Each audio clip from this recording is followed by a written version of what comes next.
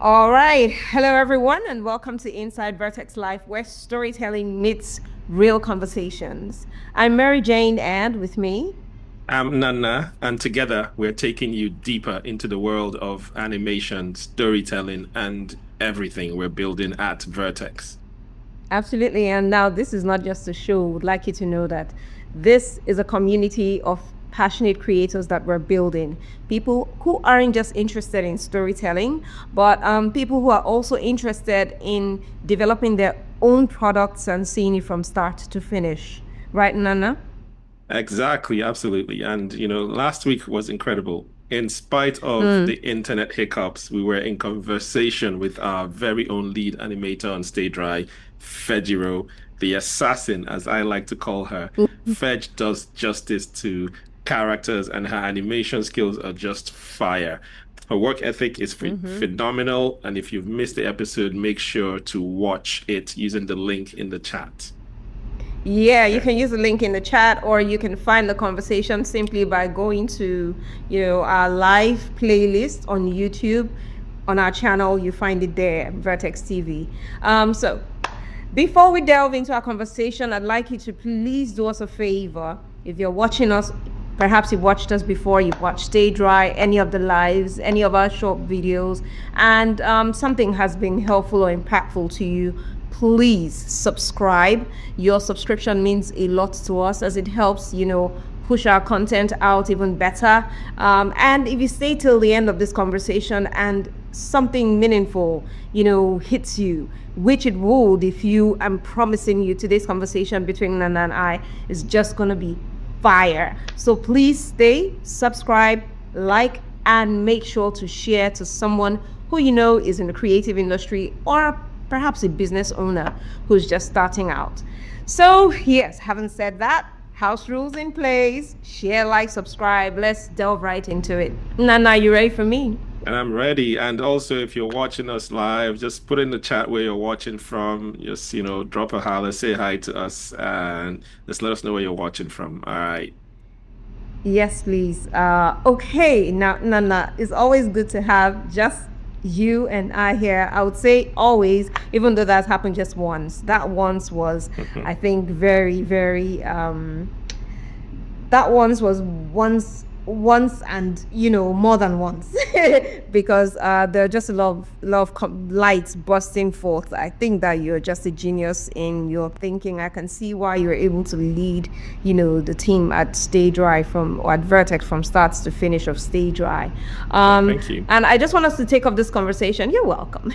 I just want us to take up this conversation from one of the conversations we had. It was a short video that actually kind of like made its rounds on the internet. It was you saying that talent was you said talent isn't really what we need. You were saying we have a lot of talented people in Nigeria and in Africa. And Hmm. of course you would know that because when we set out at Vertex, once we started, we went about looking for studios, meeting with a lot of people, and we found that indeed there are incredible talents when we saw the work and just what they were coming up with. You said talent was not necessarily what was needed to drive a project from start to finish, and you said there were two ingredients in the video. You said some sort of leadership skill and something about vision and being able to gather a team together, something like that. First of all, I want you to highlight on that, and I also want to ask, do you think that talent is just a little bit overrated in the creative industry? Right, of course it's good to be talented, but do you think it's just a little bit overrated, They're trying to get me especially in in the trouble. creative? They're trying to Why? get me in Why? trouble. Hey, this is Inside Vertex Live, and we promised that we're going to bring very real, honest conversations to the fore, right? So Yeah. please, let's do it. Yes. Um, okay, Don't be so afraid, spill. yeah, I'm gonna spill.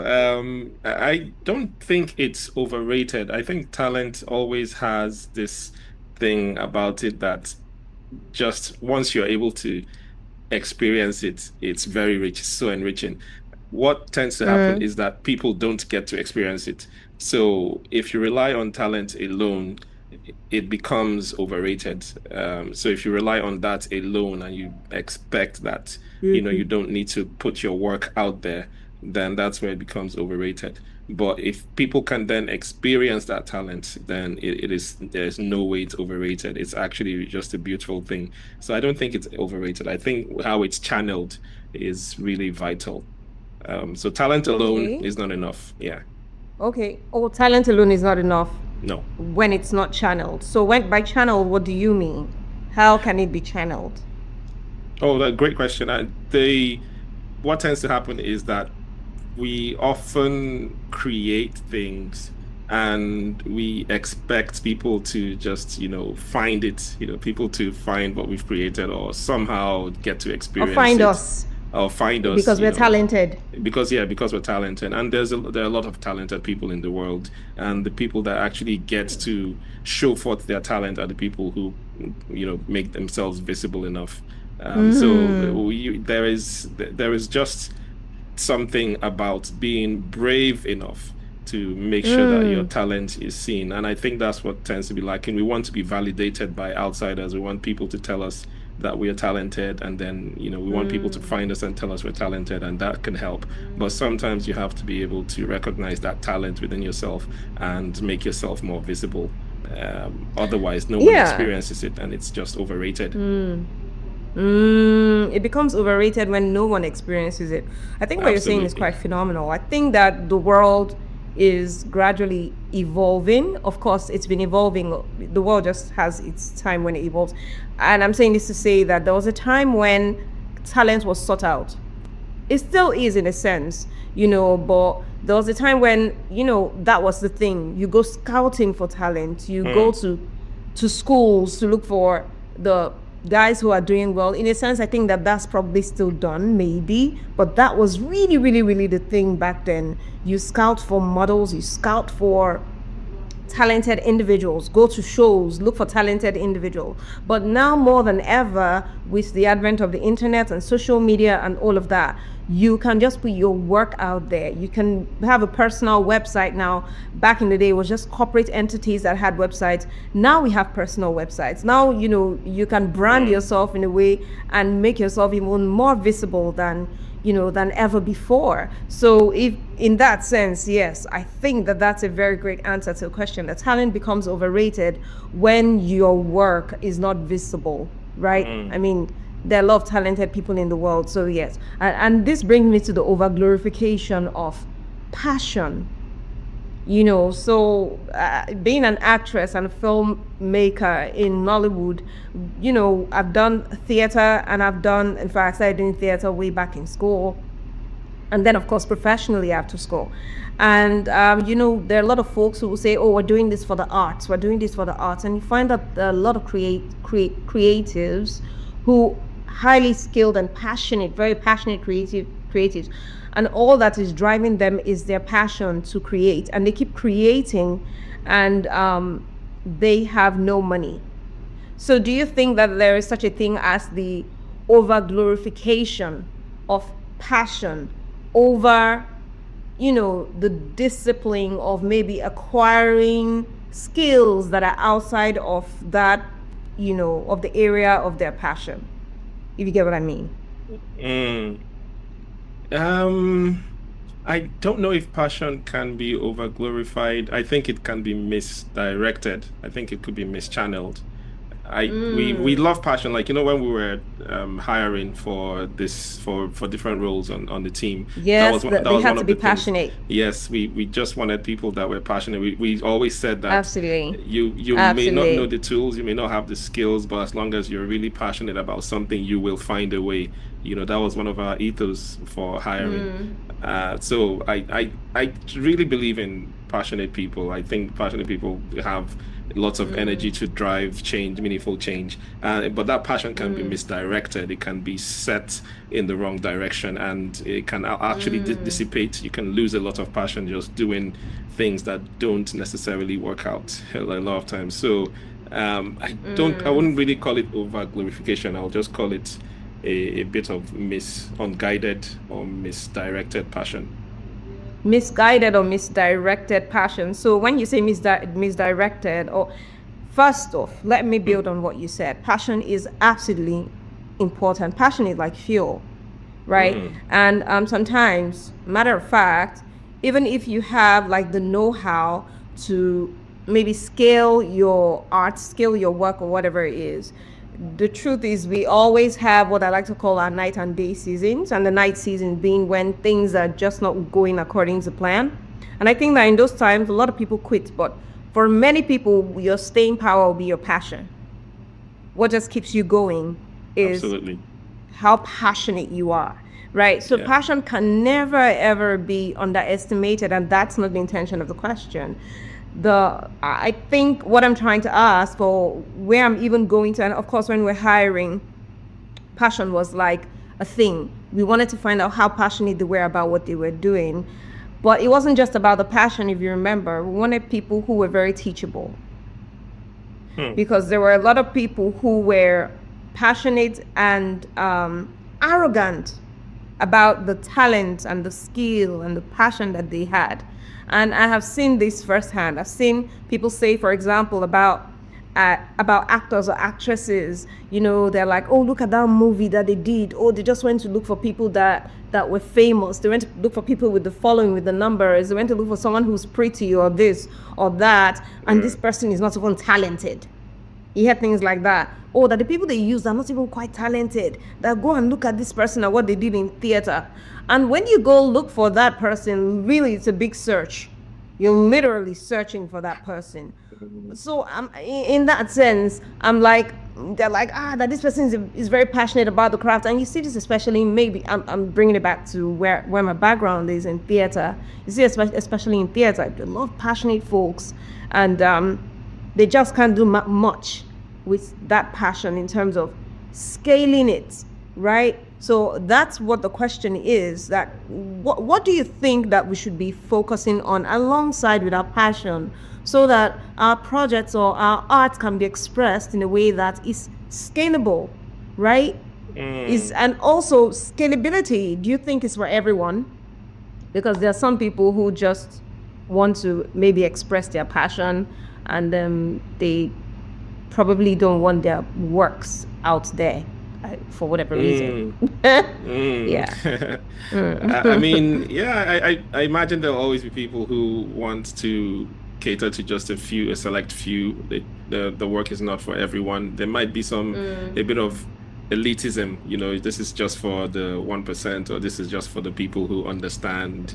There'll always be Mm. things like that, you want to make something, carve out a niche for yourself. But I think beyond, for most cases, it's usually some Mm. sort of fear that would keep us from, being passionate about something but not really pursuing it. It's usually fear of being judged, fear of being Mm. criticized, and usually you have to just Mm. accept that your first work, or, your initial piece of work might not be up to standard, or may not be up to a certain standard, maybe Mm. even your own standard. But that courage to Mm. be able to advance and put your work out there actually just builds on itself. You build and build, and you're way ahead of many people who have been building their talent, but they don't really have anyone enjoying, any of the things that they create. But once you start to create and you have people enjoy it, even if it's, 10 people or 20 people, that starts to scale. And we really have to think that way. But if you are basically just saying, I just want to create, and I don't care who understands it or who watches it, but you're also Mm. struggling to keep creating, then there is a problem. But if you can create and you're comfortable, and you just want to cater to the elite or a few people, and that's fine. But if you really want to make your passion a sort of lifestyle as well, or something that you can actually earn from, you really need to be out there. You really need to be visible for people to enjoy what you create. Yeah. Okay. So I think also in addition to that, which is just great, there's fear of maybe judgment. There's, is this good enough? That sort of stuff. And every thing that you have said. In addition to that, would be this dearth of knowledge. There's this knowledge gap that I find Mm, that mm, exists mm, in the creative world. Now, the gap would be in the knowledge of scaling, the knowledge of business, the business of the industry. So I think that, and that's where I'm Yeah. asking the question about talent and about passion and all of this, which is great. I Mm, think people focus more on the passion and the talent and that creativity, that they don't pay attention to the business side of the art. And I think that there's a mm, huge knowledge gap. There's a dearth of knowledge in that place where a lot of creatives need to go to school. They need to mm, not just upskill in the art, because you see, most of them are so talented, but they're still going to School of Arts in London, going to this, to upskill, which is mm, not bad, but I don't know that it gets them as fast and as mm, far as they should mm. get Yeah. in terms of the money that they could make to keep them creating more. So just the economics and the business of it. I mean, how do you speak to that? Yeah. I mean, when we set out to start this whole project and everything, we connected with a number of people.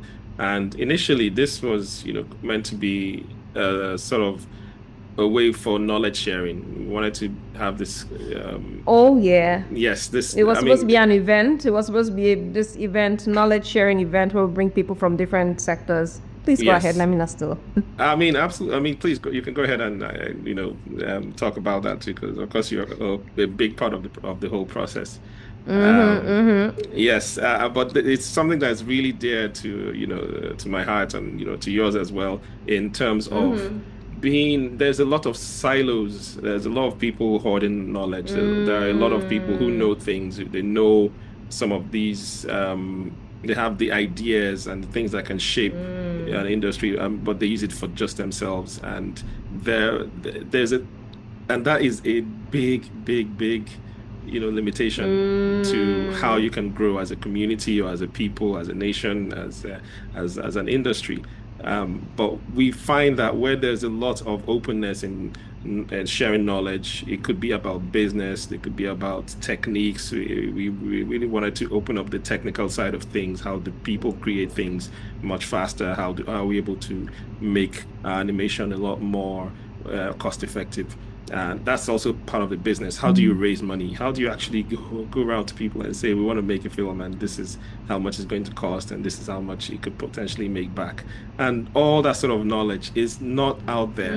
When we have lots of things that celebrate talent, you have award shows, the best, animation, the best this and that. But there's not a lot of things that actually celebrate knowledge, that celebrate how we build, how do you get people together to start a project, how do you put together What does that a look like? Sorry, I mean, what does that look like? Celebrating knowledge in the industry. I don't know. What does that look like? that looks like so there's this thing called the Games Developers Conference that happens every year. That's one of the biggest conferences in San Francisco What, in the usually, US? in the Yeah, okay, US, yeah. yes. And video games creators come from all over the world, and this has been going on for years. And they all talk about techniques, about this is how we achieve this, and this is how we achieve this. And even on stage, right, we were able to how did we get the water to how did we actually animate the water shots to play the exact way, simulate the exact way that we wanted it to, especially for You need Lima's it. dance, where she's dancing and the water is going past her. How we had to build some tech to get that working, AI assisted as well. But these are things that we feel like, if we're able to share this, people can actually look at this and go, oh, this could actually work for some other random system that, we maybe couldn't have even foreseen.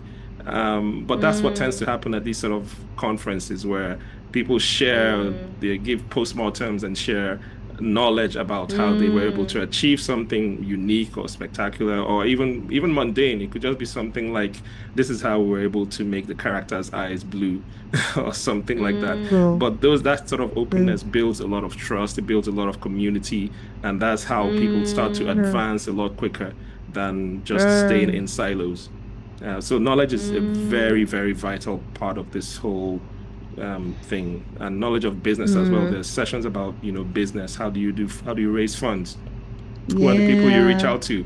What are investors looking for? They are looking for specific Mm. things. And if you start your pitch deck from just the artwork, you lose them by page three. But if you start from your pitch deck from saying, this is the impact we're going to make, or this is the amount of money we're going to make, then there's some sort of, you build a story into your pitch deck as well. It's like telling your story, your animated story, but you also use that same skill to pitch to investors. So there are all the sort of things that all that kind of knowledge that is lost on, a lot of creatives and there aren't a lot of opportunities for that to be shared.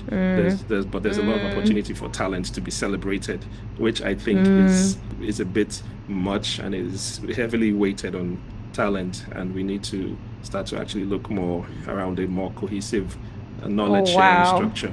Absolutely. Absolutely. I think you answered the question very well. But I also heard you Hey. say at the beginning, I also heard you say at the beginning, I think you were saying about people hoarding information. So I think I think that's what they call industry gatekeeping, right? Where Mm, yes, it's like a sector, a circle of people, and it just revolves around them.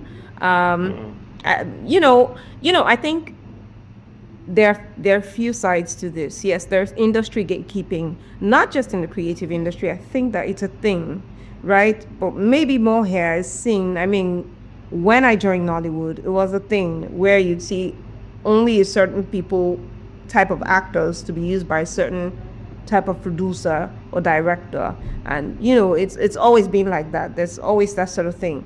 But I think more than ever now, we have access to information that we can actually go seek knowledge by ourselves. I think that that's another dimension that we can actually be seekers of knowledge and we would find it. mm, mm, We can say there's a problem here. I'm unable to scale my product because of XYZ. And we actually begin to seek that knowledge. You can find anything you want to right now with the advent of, I mean, there's YouTube, but there's even AI. mm. There is Google, but there is AI. Tons of there just it's just Yeah, there's just this world of information out there. But yeah. that's on the other hand. I don't want to use that as an excuse for knowledge sharing and the impact you said it can bring. I heard you say trust. I heard you say community. And the problem is that in Nigeria or in Africa, we don't understand that the more we learn to share knowledge, the more we learn to collaborate and partner, then we get more wealth, because Mm, we only get wealthy mm, in communities. A friend of mine will say wealth is passed through communities. One of my mentors who say that a friend of mine will say wealth is passed through families, and a friend of mine will say, mm, and my mentor will say community brings wealth. They're both mm, saying the same thing. It's mm. about building a community. So when you say that you have the games conference, the huge conference in San Francisco, in America. Francisco. San Francisco, San Francisco in America, and wait, that's where you come together for knowledge sharing and all this exchange. I think Obiasika is trying to do something like that. Or she's been doing something like that in the past few Mm, years mm, in Nigeria, but it's just not enough of it in Africa, and that's because there's still this thing about hoarding information and knowledge, and is built, I think, on a poor limiting mindset where people think that, the more you have it for yourself and use it for yourself and enrich yourself, then the higher you get. But it never goes past you, and that becomes a failure. And that's where yeah. we can begin to talk of the lack of generational wealth. I mean, in Nigeria today, we can't really say that there is an animation industry. It's coming up. I mean, there's Animation Nigeria, and there are a lot of studios, and now I think that we're trying to band together. I would give a huge shout out to Animation Nigeria. I mean, MB is doing such a great job, and there's now Mm, kind of like an animation festival by what's this guy's name? was at ANSI the other time. People are trying to do different stuff, right? Yes, Um, RenderCon. yes, There's yes. Lifanima. There, yes, Yes, exactly yeah, that one. yes. So yeah, people are trying to grow this industry gradually, but the only way it really grows is when we come together and say, listen, this is how you do this is how you do this is how you do this, and allow competition set in. And by doing that, you create an ecosystem. There is now a demand and supply. So you create an ecosystem that is competitive, and creators can build, and there can be exchange. There's now demand. There's people now trying to supply. That's the only way this thing happens. But people look at competitors as enemies. They think that Mm, monopoly in everything is the mm, thing, and so it's just a crazy idea. And let me even just say quickly before I keep quiet, is that I was talking about wealth. There is no generational wealth in Africa in that sense. I was doing this research, and I was like, so people work so hard and they build their company and it dies in their hands because they are poor at transferring information even to their own children. So you just want to make mm, money and send your child abroad to go study. You just want to make this money and get a comfortable car, a comfortable house, get this, get that, and show off and send your children abroad to study, and everything dies in your hands. And then the next generation begins to do the same thing. Again, it's just this poor information, knowledge sharing skill that we don't have, and just this poor idea of collaboration. Because if I'm collaborating with you and you collaborate and there's all of us together, then the one person is, we're all pulling ourselves up, as opposed to just running on your own intelligence and your own passion and your own, and you become a mm, key man risk for your own company. And when mm. it dies with you. Do you see? I mean So that. Wow. Wow, yeah. wow. That is that's such deep insight and so true. Now, and this just reminds me of Elon Musk. I think he did something in the early days of EVs, electric cars, electric vehicles, where a lot of the patents that he had on electric vehicles that Tesla had, they made them open source. And he said he wanted electrification of cars to be like the biggest thing. And that's where if you really think about it, you look at the sheer volume that he could have produced or Tesla could have produced on their own, and it wouldn't have covered the demand. But if there were a lot more people producing at their own individual capacity, you would have had a bigger need for electric cars, more infrastructure, and that's exactly what happened. A lot of the West now, the use of EVs has been growing at quite a significant pace, and just because he allowed the market to have access to a lot of the technology or the patents and the work that they had already done prior at Tesla. So when you actually make something knowledge as open as it is, you're bringing a lot more business for yourself because you position yourself first as an authority in that aspect. You position as someone who you've done all the work and here it is, you're giving away for free. And people are thinking, if you can give this away for free, how much more do you have in your pocket? And that's one thing. And then the second thing would be, you actually revitalize an industry or inject a lot of energy and a lot of goodwill into an industry, and that then starts to grow. And who is the person who is, the foremost or at the forefront of that? It's you. So it's actually a lot Absolutely. more beneficial to give away knowledge than to hold on to Than it. to hoard it. Absolutely. Absolutely. Yeah. Absolutely. Very well said. Illustrations, well, spot on. Spotted on. Mm, Okay, I think the other thing that I would like to talk about, I think, especially from the first live, which was the last live we had between you and I, um, was, talking about what it takes to start. So we say, okay, talent is not enough, as you have said here. And there's this very talented person saying, you know what, I have these ideas, tons of ideas, and even though you say ideas cheap, but I have these great ideas and I really want it out there, and I'm not afraid of being visible. I want to really be visible and I have passion, to take this to the world and to provide a solution, yada yada yada. But you're telling me from your last conversation with MJ that I should learn how to bring people together and and have leadership skills to drive them. And I'm like, how do I bring people together? I can't pay them, number one. Number two, I don't really know that much people. I mean, what are the talents, the pool of talents that you need to bring? Like, how do you respond to this person? Let's leave it at that. Okay, so are there three questions in there? Or so first I is think it's just okay. Go ahead. so the first question is like you have the skills and you want to be visible, but you don't know how to bring people together. The second one would be around what was it again? What are the skills that you need to put something like this together? And I assume that would be Right. animation. What are the different skills that you need to put an animated film together? Yeah, And I then think I think it cuts across though. I think starting a venture is starting a venture, regardless of the. I think it's just the same mm, principles. But go ahead. yes. I'll hear you, and I'm sure that we're able to. We'll find out it's the same thing.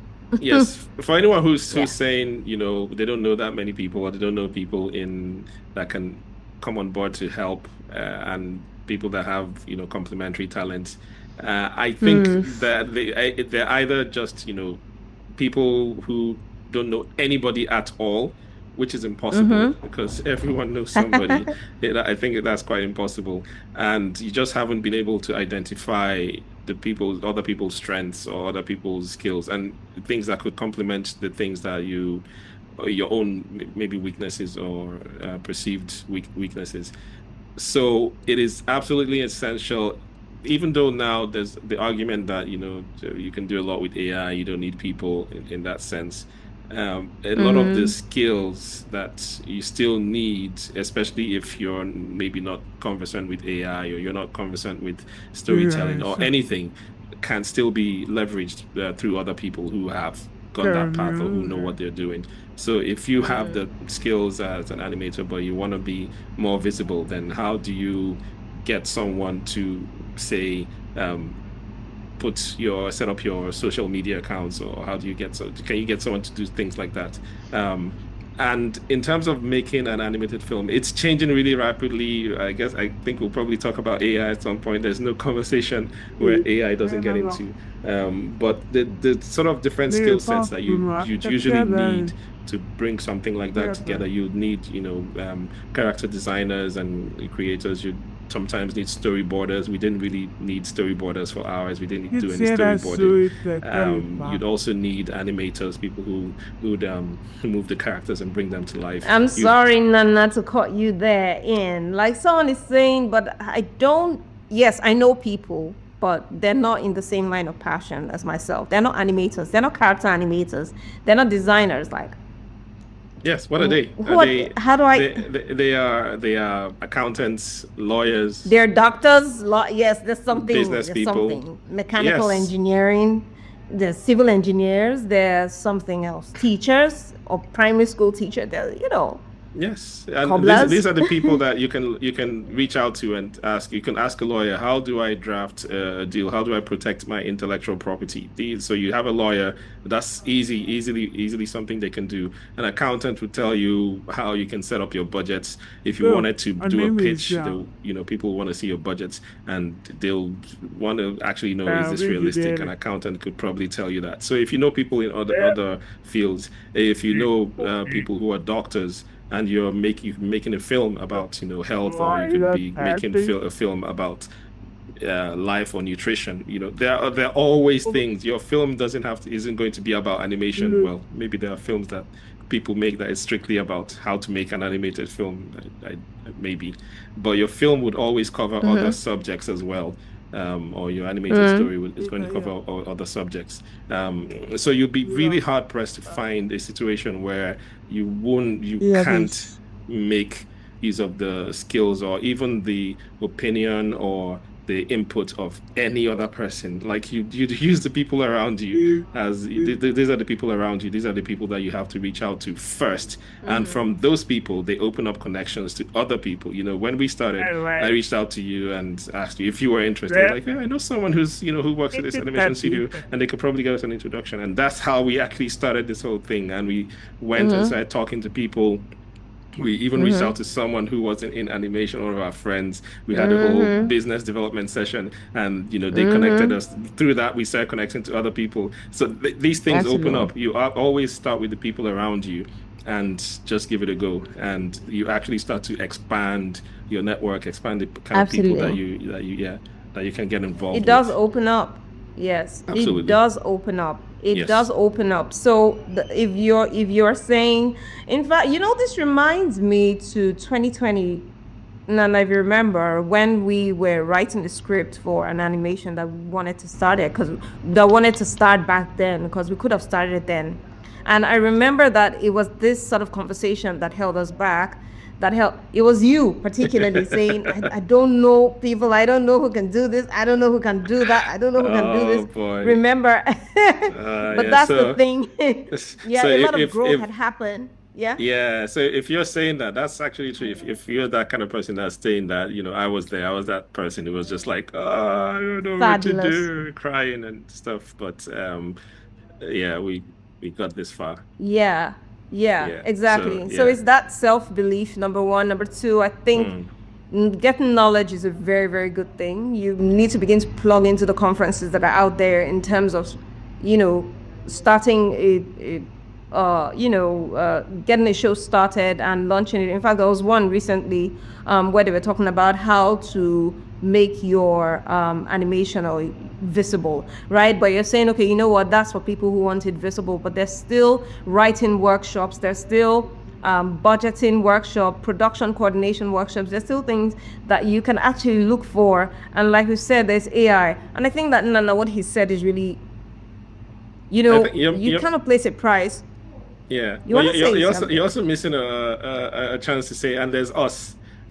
So reach out to us as And well that's, if you wanna get oh, connected to a few well, people. You see, there's a missed opportunity no, right I there. mean, no, I mean, you could say that. Say that. I'm not missing the chance when you're there. I mean, say it Okay, already I'm on saying behalf it. of So yes, us. so yes, yeah, I Exactly. mean, feel free to reach out to us. We're on Instagram, we're on TikTok, we're on YouTube as well. So reach out, put a comment Yeah. as well in the chat, Have you and seen that page? we'll connect with you if you're looking for your next steps, looking for who to connect with, and the Yes, best I need to know. possible ways you can Okay. advance what you're trying to achieve.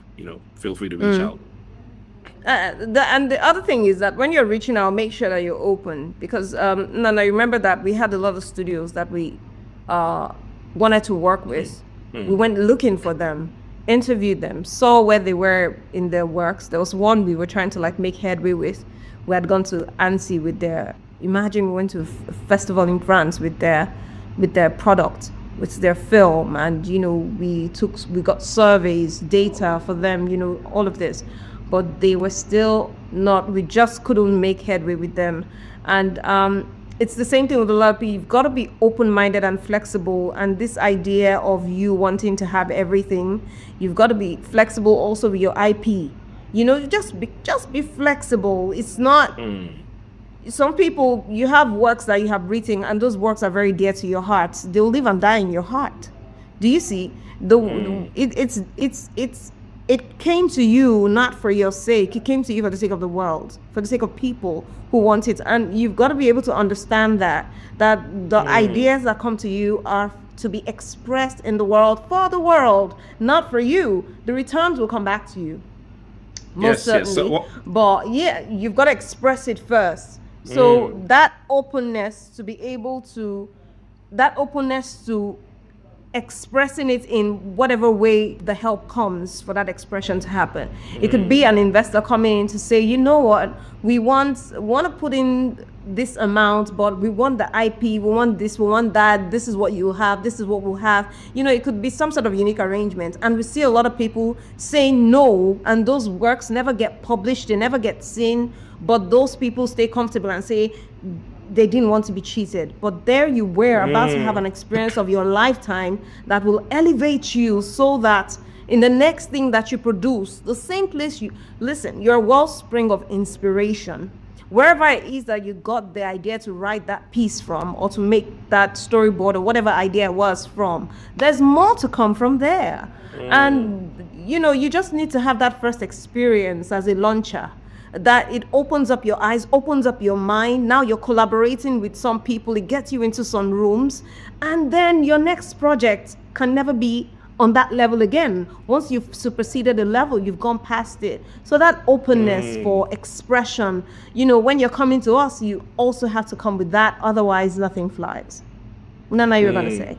Yes, and well, on it, I was, like I said, I've been in this situation where we finished the game, got BAFTA nominated, and then we had people wanted to, take on the Work with IP you. and develop it into something, but we were going to give away the IP, and that we Yeah. just held on to it, and years later, nothing has come of it, and Yeah. even if we gave away the IP then and nothing came of it, we'll be in the same situation. But there was that possibility that, we could have given away the IP for a percentage overall, even if it was 5%. And if this was a success, we would have been, a lot better off. But there's also this other side where people are thinking about, exploitation. There's always the exploitation of artists, which is a thing. It's actually a real thing where artists get exploited. They go, yeah, you have the IP, you would have, royalties and things like that. But they just end up being cheated, and it's a real thing. So these fears are quite valid. What would you say, how can you protect yourself from that sort of exploitative behavior? And I have some thoughts, Sometimes I guess, yeah. you do have some thoughts. You want to let them out? Um, um, Actually, okay, I haven't formulated these thoughts properly, but I am going Okay. to I am going to blood. Okay. Okay, unless you have something to say, but yeah.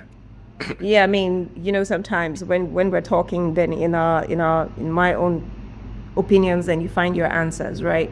So Yes. you said, how do people protect themselves from exploitative behaviors? Mm, Sometimes I'll say that the way to protect yourself is to let yourself open up mm, yourself. mm, And there is a mindset, it's sometimes a mindset thing. Yeah, it's a mindset shift that you have to have, that really I cannot really be cheated, and that you take lessons mm, as experiences. So that's my philosophy. Now, mm, when I got into Nollywood, the first few films, I traveled all the way to Enugu because I really wanted to act, by the way. I really, really did wanted to act. And I was really talented, and I was very passionate. And there came an opportunity, and I even had a baby at the time. And my baby was still a baby, right? Like, there came an opportunity to travel to Enugu to go meet this director as I called him up, and I was trying to talk money with him, which I didn't know much about, and I didn't know a lot of people in the industry anyways. But the guy said, just come, just come, just come. And I went all the way from Lagos to Enugu, and he said I'll be there for 3 days. So you can imagine I wasn't even well prepared. I stayed for 2 weeks. Cause we'll shoot your scene, we'll shoot your scene, we'll shoot your scene. Now this was my first experience of set. I wasn't angry. I wasn't mad. I was tired. I got tired because, listen, I have a baby at home. I didn't prepare to mm, stay this long. I mm, I found myself having to buy things to take care of myself. Just stuff I didn't buy. But let me tell you, the experience that I got from that set was priceless. I wasn't wow. treated well. The guy promised me accommodation, and it just didn't quite go as well as, in fact, I was treated, he put me with the crew members. There was a place for actors, and it was like, that was the first time I started hearing things like upcomers and stuff. And finally I got a role, I got a chance. And I remember that it was just maybe 2 scenes, not more than 2 or 3 scenes that I did, and I stayed in a place for 2 weeks shooting just 2 3 scenes. But that was my first time in front of professional camera as a professional actor. And I remember I saw them using cameras to shoot, different scenes, different angles, different this, different that. We didn't have this sort of knowledge that we have going around, and Mm, there's everything on YouTube to teach you before you see it. This was first hand, stuff. The guy finally didn't pay me. I transported myself back home. I asked for the money. He said he'll send it to me. I sent him my account till today. I kept reaching out to him. And of course, please, I should have known better. That was it. We can say that he was an opportunist that took advantage of me. I would see the movie on Mm. African Magic. Guess whose name is on it? Someone called me one day and said, "Were you in?" In fact, I did not know the name of the movie. She said, "I said, please, hey, tell me the name of the Wow. movie because I'd, I'd forgotten it." And she said, "That's it. It was on African Magic." And there I Mm. was, people calling me to say, "Hey, hey, hey, hey, hey." Sometimes it's not about the money. Sometimes it's okay. It's a perspective thing. And Mm. I learned this. And I think that this is where a lot of people need to open themselves up to mentorship. I'm not saying that the guy is right and people who do that are right. I would not do that, and I've never done it. Mm. Never. Mm. And I Mm. don't intend to ever be that person. I will never be that person, matter of fact. But there's a mindset shift that you have that just places you in a realm of higher consciousness where there is no such thing as someone cheating me. I take the lessons as experiences, of weapons for the future, right? Mm. Because I arm myself with my experiences. I go through life as a school, and people have to learn to do this to say, what am I learning here? What is this situation teaching me? And people have to learn to negotiate with life, with their experiences, and I'll explain that in a second. So to negotiate with your experiences means that this guy, I saw him as giving me a platform as a newbie. Mm. That's what I saw. Mm. I saw that in my head, it was a negotiation. Mm. I am paying. This is as good as I didn't go to acting school. I didn't study theater arts, even though I'd been acting I was a very passionate person. So I was acting even in university, and I wasn't in theater arts. I was in international studies and diplomacy. It was another branch of arts, but it wasn't in the creative. But still, they knew me as an actress. Mm. But this was theater. I wanted to cross into screen. I knew next to nothing about it, and I'm like, if I were to go to school, I would pay for this. I would put the money into a trip and pay for accommodation to get hands-on mentoring experience. That's where I got to meet Mama G. That's where I got to meet Osofia. That's where I got to meet some of all these people that we used to Mm. call maybe Enugu actors or something. That's where I got to Mm. meet Zubi. That's where I got to meet a lot of people, on that set because they were in that, film with me. I was Mm. one of maybe Zubi's girlfriend or something like that, and we'll get to have Mm. interactions. Now, Mm. I saw that as a negotiation, to get into the room with these people, to network. And people have to sometimes open themselves up instead of recoil like the snail back into the shell, be unafraid and negotiate with life. Sometimes it's for the strong, not for the, mentally weak or the fearful and the overprotective. So that's what I would say. Don't be afraid. Go into the rooms, have conversations, negotiate your way through life. Say, Mm. okay, if I don't get this, can I get this? If I don't get this, will I Mm. get that? Mm. What will I get? Is the same illustration that I made with having your IP traded. You're saying, okay, I'm not getting this, but I'm getting mentorship. I'm now in the room with this investor and this. I'm in a place where this sort of conversations and energy, it means that my state of being is being elevated. I'm becoming another person. Soon enough, I'll become an investor because if you work with these people, you become like them. If you work with the wise, you Mm. become wise. You see, you're negotiating. So Mm. the art of that, so anyways, that's what I have to say. What That about is yourself? that You is had such stuff a to say. That's such a rich answer. And I was thinking around value, recognition of value and the value that someone or a proposition brings to you.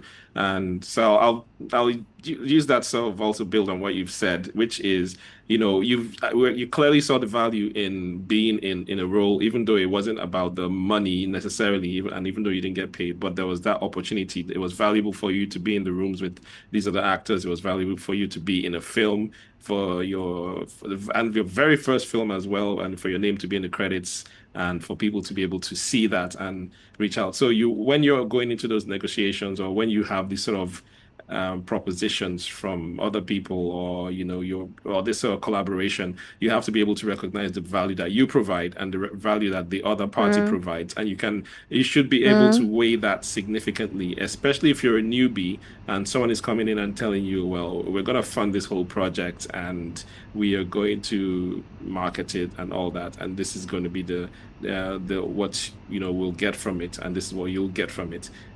Being able to just mm, adequately weigh that in and see past the monetary value, but also the value of mm, being able to actually walk the steps of fulfilling your first film. Because we set mm, out with this and we hadn't really done anything like this before, and so we knew that we needed to mm, learn quite a lot.